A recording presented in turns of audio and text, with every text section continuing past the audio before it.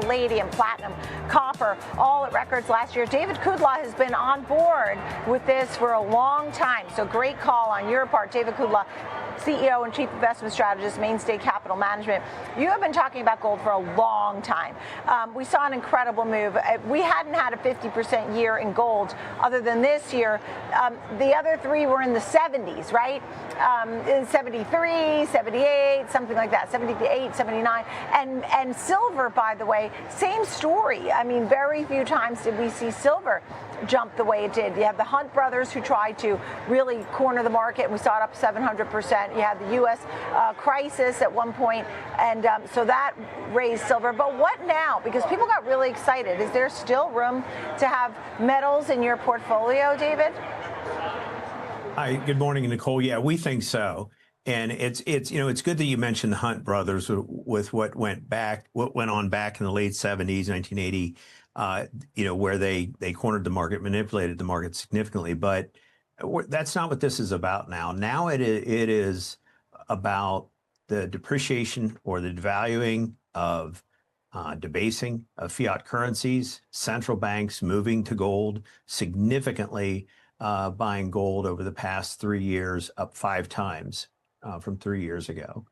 And investors, for the same reason, looking at metals for that protection. And the demand from industrial use for copper, silver, palladium, platinum is only growing. So it's really got a lot of fundamental factors that we think propels precious metals rally and the miners rally into 2026. Understood. So how do you go about advising folks? I mean, what kind of allocation should they have in metals, within the metals, more in one more than the other, and why?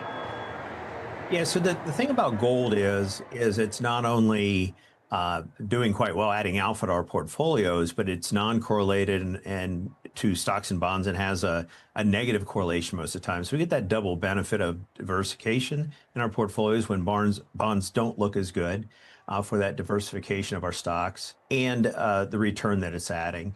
When we talk about a 4 or 5% return year to date, when we're talking about 4 or 5 trading days, it doesn't sound like a lot, but palladium, platinum, silver up over 10% just as we go into the new year. And those are the plays that become gold is more of a safe haven play. And then we move through silver to copper, palladium, platinum. You get more into the industrial uses. And with what's going on with AI, all the data centers that are being developed and EVs, solar, everything is just increasing demand for those industrial metals. Right, understood. At this point now, where does the bond story fit in and the correlation between how people invest in metals? But what's your bond outlook first? Right. So we think, and I know that many are saying that inflation will come down this year.